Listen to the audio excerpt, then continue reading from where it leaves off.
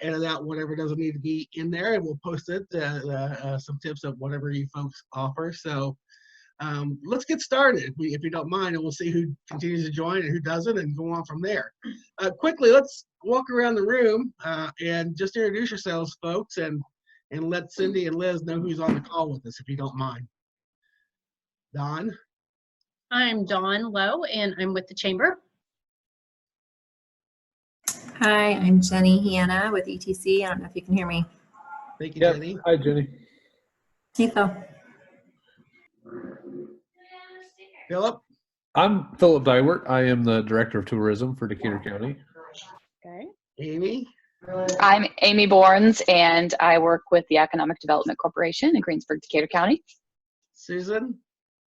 Susan Burkhart with Main Street, Greensburg. John? John Porter, Story Community Church and Milan Christian Church. And then we have a Flutterman. I'm not sure the first name. I'm sorry about that. Down in the corner. Mr. Flutterman, Miss Flutterman, whoever. We'll come back. And then we have Dana. Yep, this is Dana Wickhemper with State Farm. Good to see you, Dana. And then we have Brian. Yeah, Brian Robbins, Director of the EDC, Greensburg, Decatur County. Terrific. All right, folks, we'll continue to check people in. Thanks for coming on board. Appreciate it. You can mute yourselves if you want to. If you have a question, you can type in the chat room or raise your hand or just unmute yourself and start talking. So thought this would be a good time. Obviously, we're in unprecedented times due to the COVID-19, and who's tired of that word, because I am. Many people are facing critical issues, including anxiety and depression about the loss of their job and their income. The stay-at-home order, I know that's affecting a lot of people. And the Greensburg Decatur County Chamber of Commerce reached out to Cindy Harcourt and Liz Owens. Cindy is from Rushville, and both of you have lots of letters behind your name, and I don't know what they mean. So I'm going to put it brief. I'm going to put it the way I know how to do it is you're both licensed clinical workers. Cindy is the owner and therapist at Harcourt Counseling Services in Rushville, and she's been operating her business for 25 years, so she can help people like you guys and like me. Elizabeth Owens, she's joined us on this as well. She is also a licensed clinical social worker with her own business in Shelbyville, but you folks will know her that she lives here. Like Cindy, both of them are heavily involved in their communities, doing great work and volunteer stuff as well. Liz has her own practice in Shelbyville. She has been since 2010. And prior to that, she worked for Community Hospital's school-based therapy program with a whole bunch of other stuff behind her as well. So we appreciate both of them being on here. And again, this is just going to be a general conversation, and we do appreciate your time. But let's talk a little bit about this. Cindy, Liz, and I don't care which one of you wants to lead, and then if you want to do follow-ups, that's fine. Tough time right now. People are scared. They're nervous. There's a shelter in place or stay at home order, not shelter in place, but stay at home and limited travel and things they can do. It's difficult right now. First off, are you seeing clients that are asking about this issue, and if so, what are your thoughts, Cindy? Yeah, I don't think you can have a conversation with anyone right now without that coming up because it's huge. Everywhere we go, it's a reminder that we've got this pandemic happening. So yes, in my office, what I'm seeing is a lot of depression, anxiety, grief, but we're also seeing that outside of the office as well, because what I want always people to remember is what we're feeling there is a normal feel, or they're all normal feelings to an abnormal event. Okay, so what we're going through is not normal.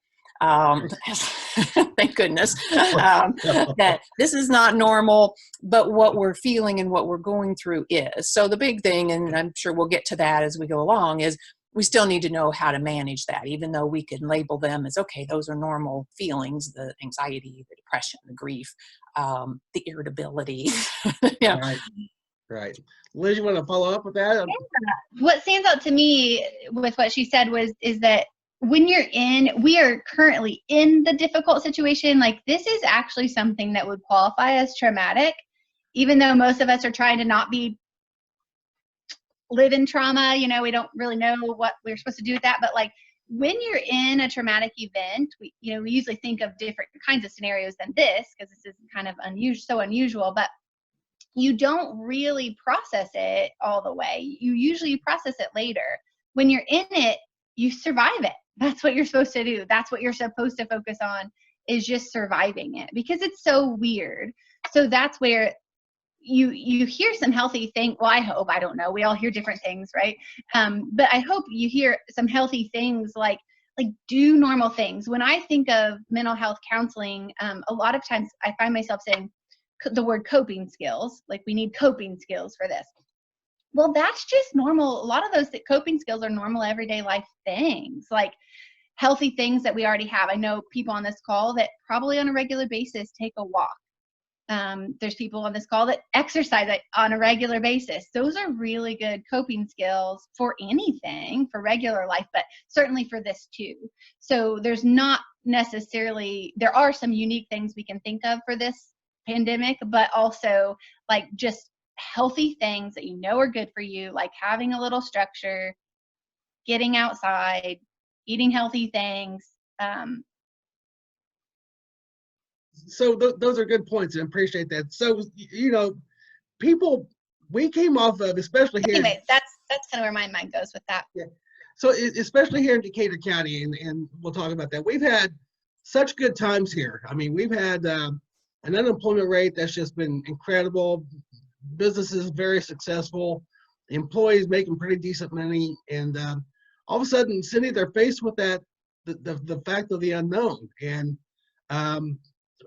what's a typical, or walk us through the typical reaction, such as when somebody dies, there are probably those phases that you go through. You're mad, you're angry, you're sad, depressed, whatever that is. Are there phases to this too?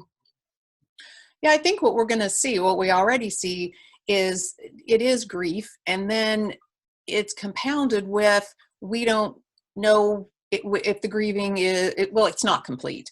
We don't know where that's going to go. We don't know that fear of the unknown is really what is getting to people. We don't have a timeline. We're guessing. But as far as that grief, yeah, you're going to go through very similar stages, because when we lose anything, it's still a loss. So we know what it feels like to grieve a death. And you go just like those stages that you just talked about. Yeah, we do go through the kind of that shock and denial, and we go through the anger and the depression and the bargaining sometimes. But that final stage is acceptance. And that's when we know, okay, in spite of this bad thing that happened, we're going to be okay. And that's what we're still hoping for. But yeah, we're still in the middle of it. And that's hard. How will people come off of what? I mean, once we come through this, and maybe I'm getting ahead of myself, but there's still going to be that fear of, as we're walking through the grocery store, or John Porter sticks his hand out to shake my hand. Are people still? What's it going to do to our social? I guess our social gains after this is all over, whenever it's over, right? Well, and that is a good question, because since this is so new, we're not really sure. We can guess, which, yeah, we are going to think twice when we finally get to shake somebody's hand and give them that hug. And, but yeah, it's going to feel strange, just like if we've gone through any trauma, there's going to be triggers to that. Like we go to shake somebody's hand and we remember that social isolation, and we remember when we were afraid to shake somebody's hand and we weren't supposed to. And Liz may talk about that. I think she does some trauma work as well. But this is traumatic. This is a crisis. And yeah, we need to label that, recognize it, and what that's going to impact us, how that's going to impact us down the road. We know it will. We don't know exactly what that's going to look like. And the other thing about that is everybody is going to be different, just like everybody reacts to any trauma or crisis different. Some will come through pretty unscathed. You know, they'll be just fine, hardly even know they went through a trauma. Others will have a lot of symptoms. I want to talk about that too in just a second. Liz, you have a follow-up to that by any chance? I was just thinking of, we're getting to, there's both the sadness, like you were kind of asking about, you know, people being worried about jobs and stuff like that. And then there's the anxiety. There's the grief side, and then there's the anxiety side. And I'm always thinking, so there's the theory of like, like I agree, like it's hard to say, it'll be different for different people, but you know, the things that come into play that would help with anxiety are gonna help with this as well. Cindy, maybe I'm sure we'll talk a little bit about like concepts like mindfulness and being like mindful observation and being in the moment, and those are, and kind of keeping your body relaxed. Those are some of the things that come up. So I don't know if you want to talk about like strategies, or if you want to stay on kind of the general public experience, but we can go into strategies as well for the anxiety. We'll go to strategies in just a second. The other thing that here's what's, I guess, aggravating in my eyes. Social media today plays such a big role. You two you're both smiling right now because you're shaking your head going, yeah. There are people out there, and I guess this is one thing that aggravates me a little bit, is that there are people, in my opinion, and Lord knows I'm not the expert here by any means, but they think this situation is just a big hoax, a big farce, and they don't understand that the rules for or why there are rules for all this. Are they just in denial, or what are they? What do you think? Cindy, what do you think? My mind went to probably the bargaining stage. So the bargaining stage, when you lose like something more tangible, is like, oh, maybe if I would have gone to the doctor a week sooner, this wouldn't have happened. Or if only that's what the bargaining is, like thinking of what we should have done differently. That's what it reminds me of, is the bargaining stage of, we should be able to get ourselves out of this. Maybe we don't have to have this loss. If we just do this, this, and this instead, then this loss won't be real. Like, so it's right next to the denial stage of grief. And that's how I think of it. What do you think, Cindy? Yeah, I mean, and it may be different for each person, but I do know, like for a lot of people, it is some denial that they don't want to think, because we're Americans, you know, and these things, it seems like they happen to other countries, you know, happen to us, and well, here we are. It is happening, but they don't want to see that, and maybe don't want to take the responsibility to do what they need to do in order to prevent it. Of course, if they don't think it's a thing, they're not going to feel like they need to do anything to prevent that. And I know it does make people so angry. And that's one of the things, as we help people through this, is we look at, okay, what do you have control over? What do you not have control over?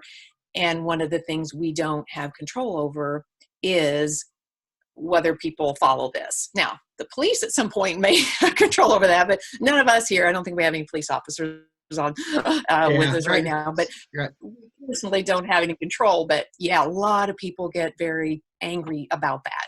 So sometimes I have to do this myself. I have to have real restraint on social media, and trust me, sometimes I wonder if I weren't in the position I'm in right now, I'd probably let loose on a few people. But sometimes you just got to back off that social media and close it down, right? Exactly. Mm-hmm.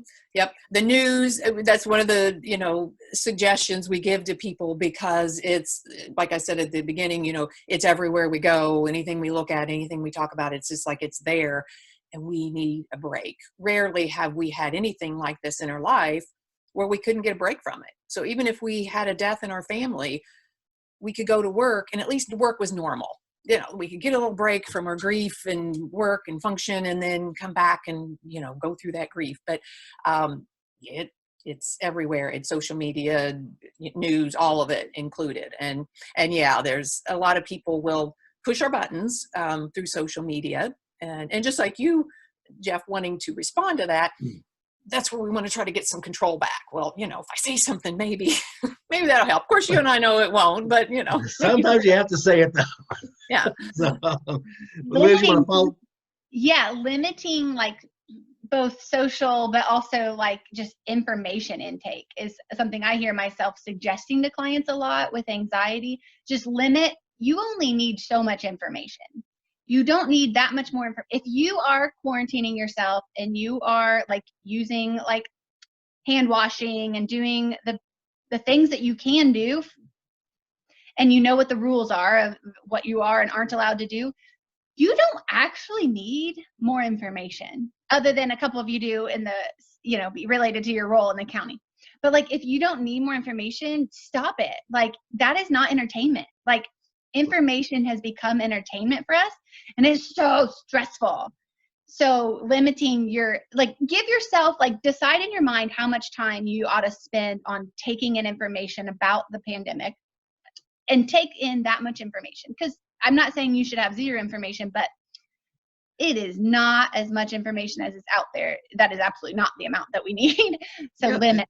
It sends a lot of panic into people when they hear the projected number of deaths and things. Obviously they're worried about their family members. So every once in a while, you got to turn the TV off, you got to turn stuff off and turn on some nice music and just relax, right? Mm-hmm. Yeah.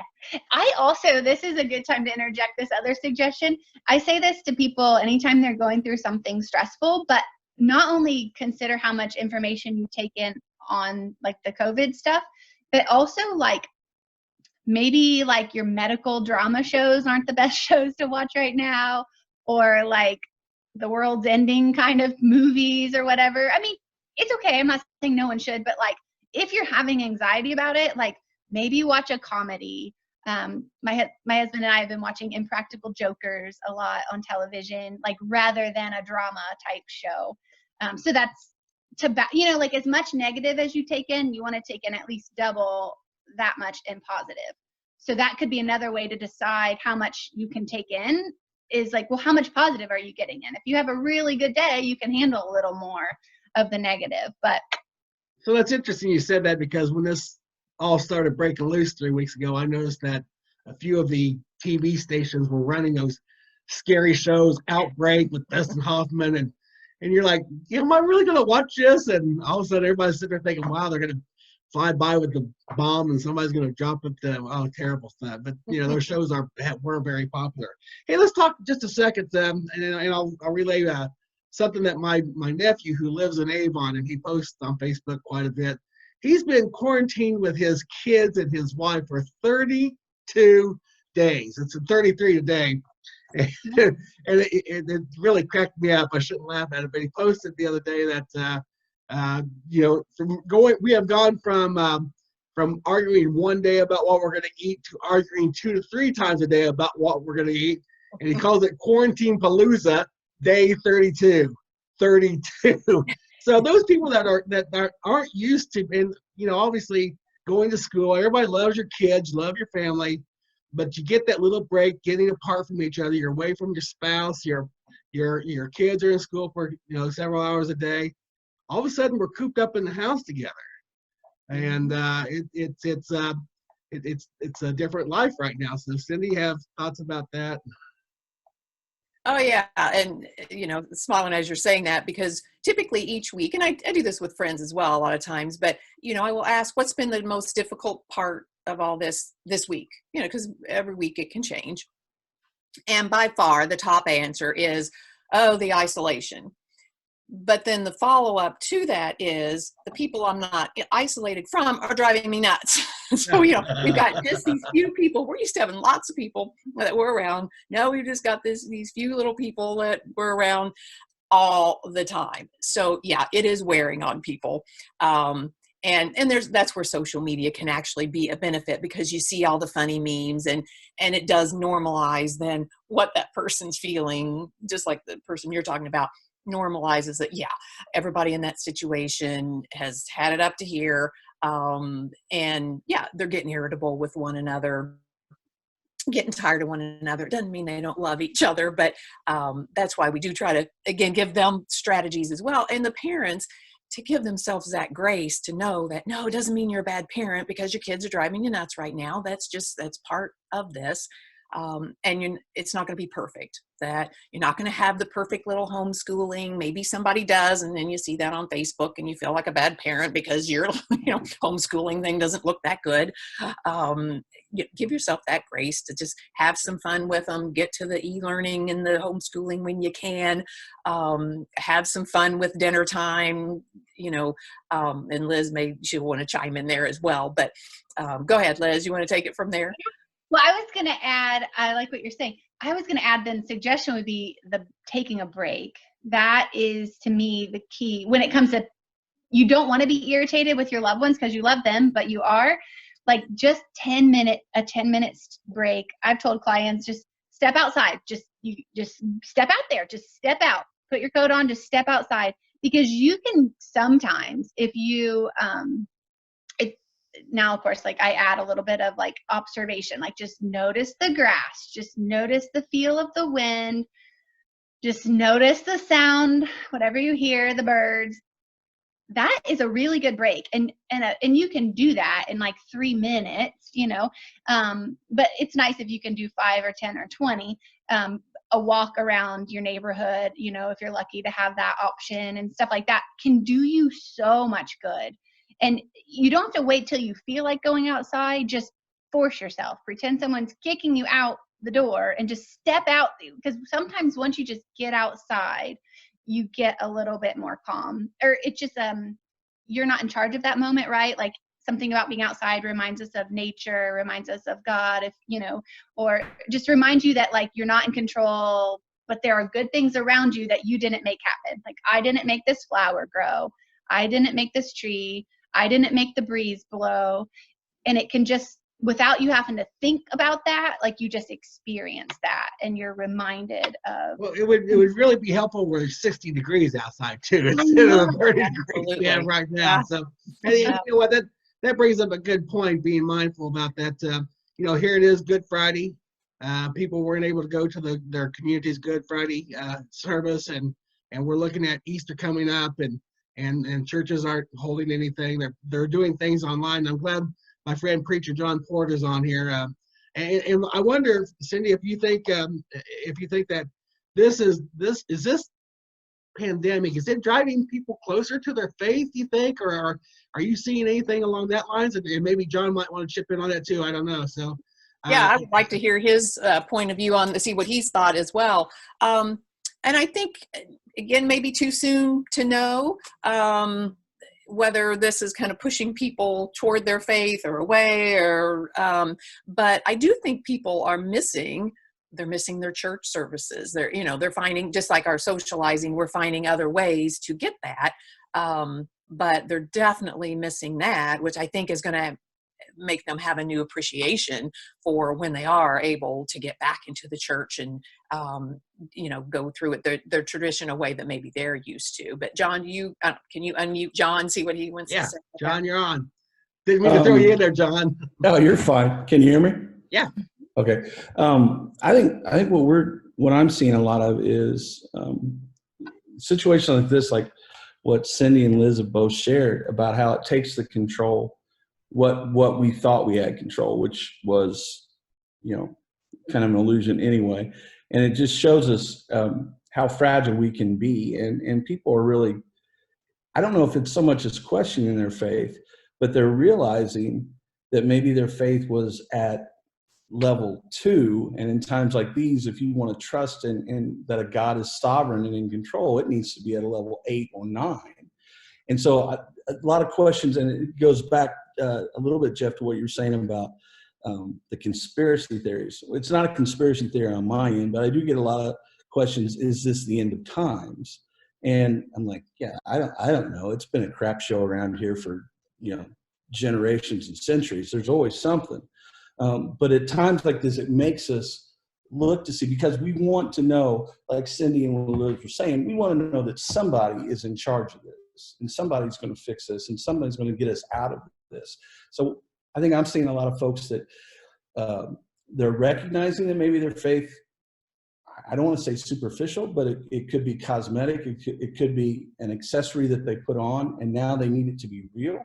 And that could be anything, even away from religious and spiritual things, that they're grasping for something that they can say, this we know for sure. And so the poignancy of we having this meeting on Good Friday is that I think as the Christian faith, or of all faiths, we've lost the appreciation, we've lost the reverence of lamenting and how grieving is natural and how we go through it every day and on all sorts of levels. And we're all grieving in this time. I have 3 daughters in the house. I have one daughter that doesn't get to walk across the stage at IU for graduation. She's grieving. It's really important to her, and it's really heavy on her heart. But she doesn't want to talk about it because she knows people are dying from this, and she doesn't want to seem. And so what we try to tell each other is like, what you're feeling is real. What your feelings are your feelings, and it's okay to grieve. And so I don't know if I answered your question at all. I think people need to come back. The people are wanting to come back. Look, I pastor 2 ghetto churches, barely have 100 people, and we put up a video and we have 400 people stop in. Now, I don't know if they're listening. I don't know how long they're staying, but they're searching. And so as long as we can give that message of hope and positivity and, faith, that's what my job is. I'm going to mute now again because I start talking and ramble on. Sound like a preacher. Incoherently. So I'm going to go ahead and mute myself. Jeff, thanks for inviting me. Give a preacher a microphone and look out, right? So next thing you just need a collection plate. So no, I appreciate what you're doing, John, and I do watch your services, and I think they're awesome. Saw you play the guitar a little bit earlier today. That was very nice. So there's a good question, Cindy and Liz. Once this is over, and everybody knows somebody they've lost already, or the fear is they're going to know somebody that's been affected one way or another with death, or somebody that's had it and has been down in the hospital. After this over, is there going to be a period where it's going to be like everybody takes a breath, and what's that going to be like? Yeah. What's the aftermath? Yeah, I think once we get to that point, I don't know that it's going to be a very clear line. I think what we'll see is, we might start to have some freedoms, and then it may, they may scale it back. And then, so as far as when it's over, I think that's going to be a tough thing for us to really know, which I think makes this grief that we're going through even more complicated. But I do think some positive things are going to come out of this. And, whenever we can make something good come out of a bad situation, then of course we want that to happen. And we just had a comment from Susan, and if you guys feel free to unmute yourself if you want to ask a question. But Susan said she thinks her fear is, when is this going to be over? And she says that creates some anxiety for her of knowing when. Is there a way to deal with that, really, besides wine? The best thing that comes to my mind to help with that is a couple things. Like, one is you have to go with what you do know. Like a strategy in the counseling world sometimes is to chunk things in periods of time. Like at first it was kind of easier, right? Because we thought it was only going to be 2 weeks. And in a way that was frustrating because then it was longer. So that adds anxiety. But 1 or 2 week chunks are usually, we can grasp that. That's something, all I know is this next week. But in the recovery world, a concept that they're really good about, and I mean addiction recovery, is 1 day at a time. That's a mantra that you hear, take it 1 day at a time. And that and also in the Christian world, there's, we talk about God only gives you what you need today. He doesn't always give you what you need for tomorrow until tomorrow. There's a lot I could say about that, but whatever, there's that. And so the concept of 1 day at a time it's actually really a smart mindset to keep during this time, because there is so much, because your mind will go to the worst case scenario usually. So go ahead and name that. I mean, you can say it out loud what the worst case scenario is. And a lot of times when you just name it, your brain will say, well, it probably won't be that. But you really don't know between worst case scenario and best case scenario. We really just day to day is all you know, or week to week sometimes. Sometimes we can know that. I talked to both Cindy and Liz and told me this is going to be about a 20-minute session. So let's, as we start the, I'm sorry about that, we're already at about 29 minutes. So as we're getting ready to wrap up, I do want to ask anybody that's on here, and I appreciate everybody for showing up.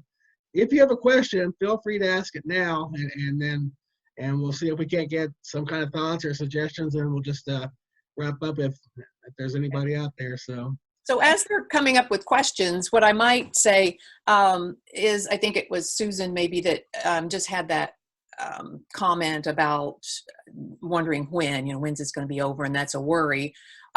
When we're worried, one of the things, and this is when we're worried about anything, but very common worry here is you decide kind of like, if you worry, it's like a hamster in a wheel, okay? If you plan, so if it's like, oh yeah, kind of the what ifs, oh, what if this does go on longer? What am I going to do? Is that going to be terrible? Well, maybe. So actually answer that question. Okay, what am I going to do? Well, what am I going to do?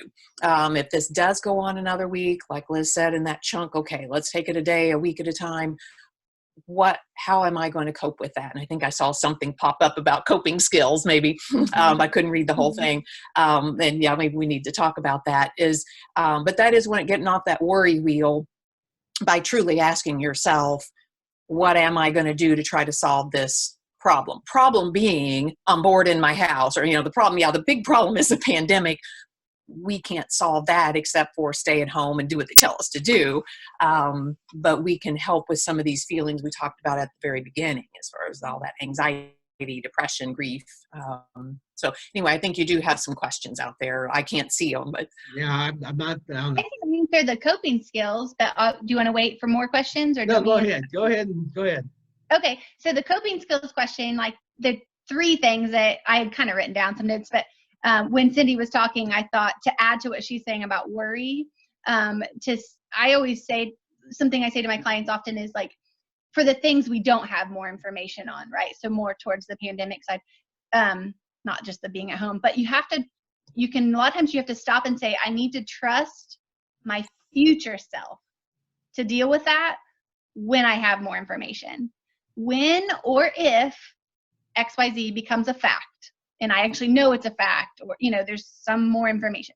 When I have that information, I need to trust that version of myself to handle it, rather than today, I need to figure out how I'm going to handle this, and this. So I don't know, that might be helpful. It's just like language in your brain that sometimes you can kind of coach yourself with, is like, all right, I'm going to trust that to my future self because I don't know yet. It's like, so go along with the chunking time. And then coping skills in general, honestly, are hobbies. Like a lot of, like, coloring is a good one, like adult coloring books, music, those kind of things are actually also called hobbies in our world. But a more sophisticated coping skill, since you're talking to counselors, that is more like specific to a counselor is, okay, so if you're really anxious and you just find yourself anxious, a lot of that anxiety lives in your body. So a lot of times we try to think our way out of it, or we try to talk to somebody, and that helps some. So there's that. But like, if you're just feeling it, a lot of times you have to give some attention to those. That's what suggestion we have, knowing that we are. Okay. So this would apply to that. So knowing that, so giving attention to your body. So quick, like, suggestions I give my clients is like, do like a body scan. Sometimes people picture like their favorite color of ink, or sometimes people picture like a scanner, but just starting at your head, and as it goes down through your body, every muscle that it touches, it relaxes. So it takes like 15 seconds, and just let that color flow through. And all you have to do to relax the muscles in your body is notice them, which seems like it should be more complicated, but if I want to relax my shoulders, I just need to notice them. And so, like, picturing that flowing through, there's so many muscles, like in our face, and just ones you're not going to think of. So picturing that inside your body can kind of touch areas that you don't think of. And so you can get a relaxed body that way. I could add more to it, but I don't want to say things. So I think that goes along with the question we just had from Mr. Brian Robbins. Says, for those of us who might get contacted by people in the midst of panic, what suggestions might you give, knowing that we are very underqualified? Because trust me, I've had a lot of conversations via Messenger, believe it or not, through the Chamber Facebook page, of people who are saying, well, I'm nervous about this, and it's just been a conversation, but goodness gracious, I'm not the expert. I just try to talk people through things. So do you have any suggestions of what we might say? Right. I'll Well, let Cindy go first.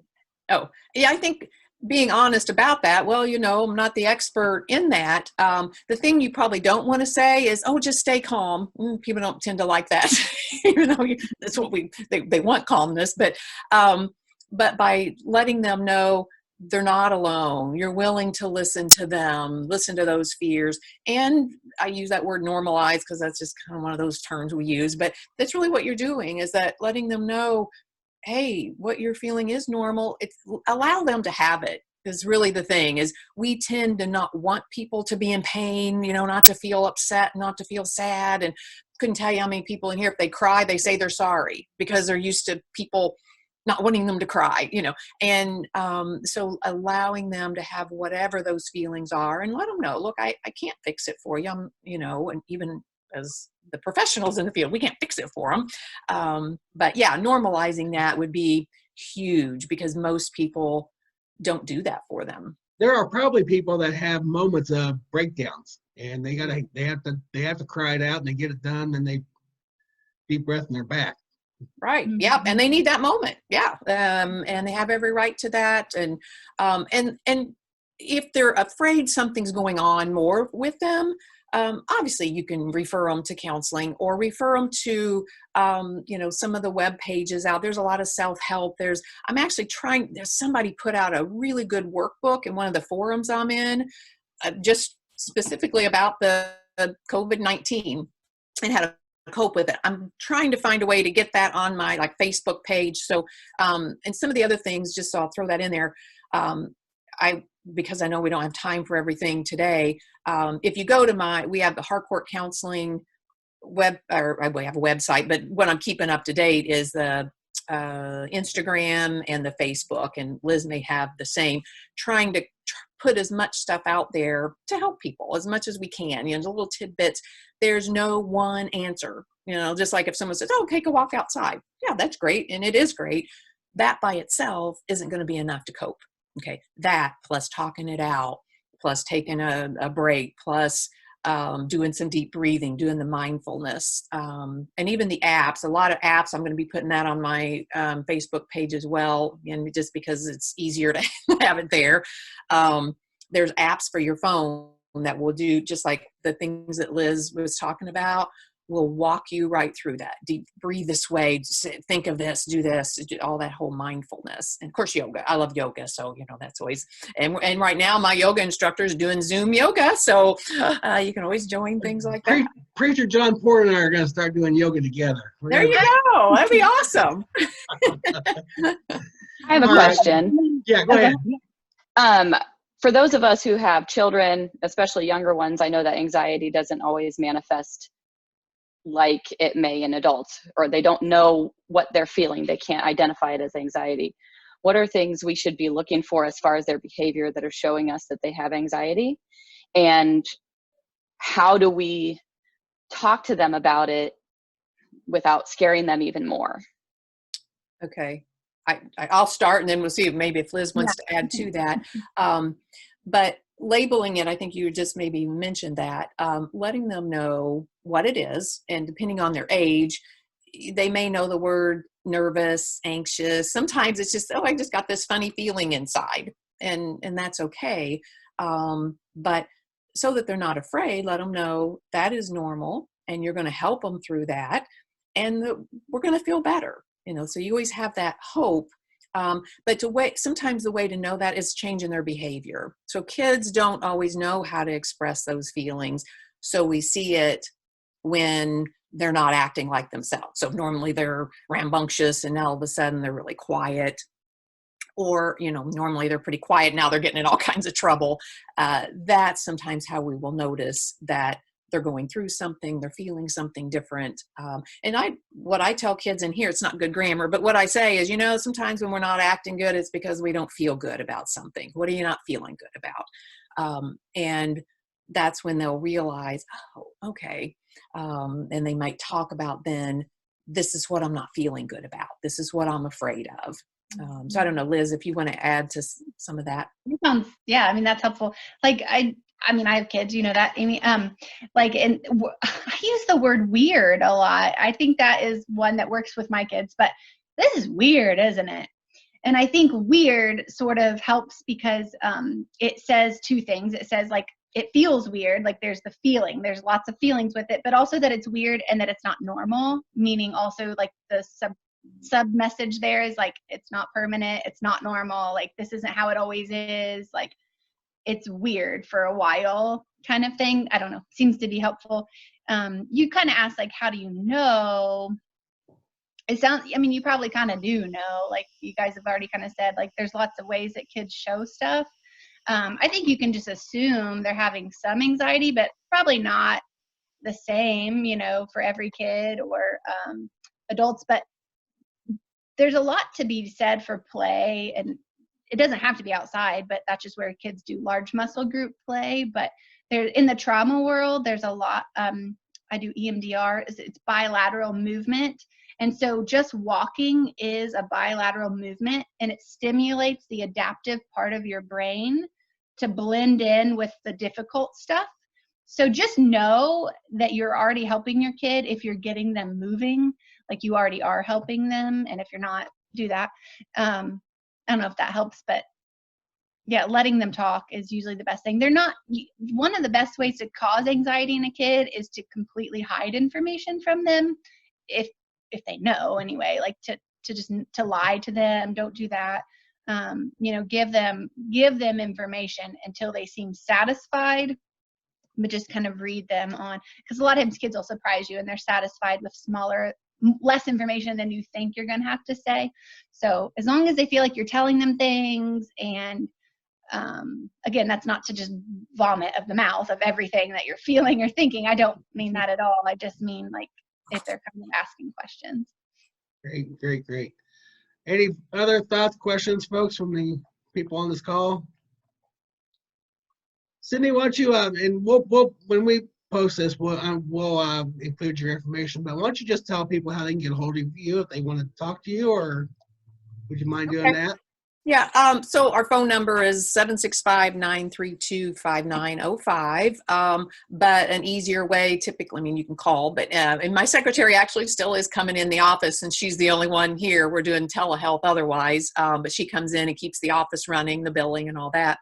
But then we have a website, and like I said, the Facebook page and the Instagram, and all those are under Harcourt Counseling, HARCOURT, counseling. So website, harcourtcounseling.com, and then Harcourt Counseling for the other two. What about Liz? I'm on, you can find me if you just Google me. I just have a blurb on a general website, but 812-614-0358. And I am doing phone session, like video sessions like this for this month. I was going to ask that. Are you seeing more of that? People that just want to connect with you face to face on Facebook, or not Facebook, but on this, like this? I mean, yeah. is Some that? of my clients said they'll just wait until we can be face to face. But I'd say 75% we're still meeting this way. Mm-hmm. And mine's about the same, 75-80%. Plus, I've had new ones. We are seeing a few less new people call in. I think they figure we're just not here, and so they're not reaching out. But I have just been amazed and really impressed with my clients that they are willing to step out of their comfort zone and do these video chats, because that's new. Some of them in their 70s and 80s that they're willing to try it. So it's been awesome. We can still have our sessions. We're starting to, they're getting used to that. It's a little different than in person, but they're willing to do it. So it's great. That's fantastic. All right. Final thoughts, everybody, as we wrap this up. Cindy, Liz. I think just keep having hope that we're going to get through this. And we are still getting through it together. And we're going to be okay. Great. My final thought is gratitude. Gratitude is the top treatment for depression and anxiety. Gratitude, exercise, and healthy food. But outside of all the things we've talked about, gratitude is at the top of the list. We'll come back with another session and talk about the law of attraction, right? Huh? Okay. Oh, you know what? I'd love to entertain this idea again of doing this sometime, maybe next week. We'll see how things go, and if you two are willing, we'll chat with you about it. I do appreciate your attendance so much and allowing us to do this with you both. Trying to get this set up for a while, and yeah, obviously it's very important. You see it all over the media and everything now, of course. Anyway, so thank you so much, both of you, and thank everybody for joining us.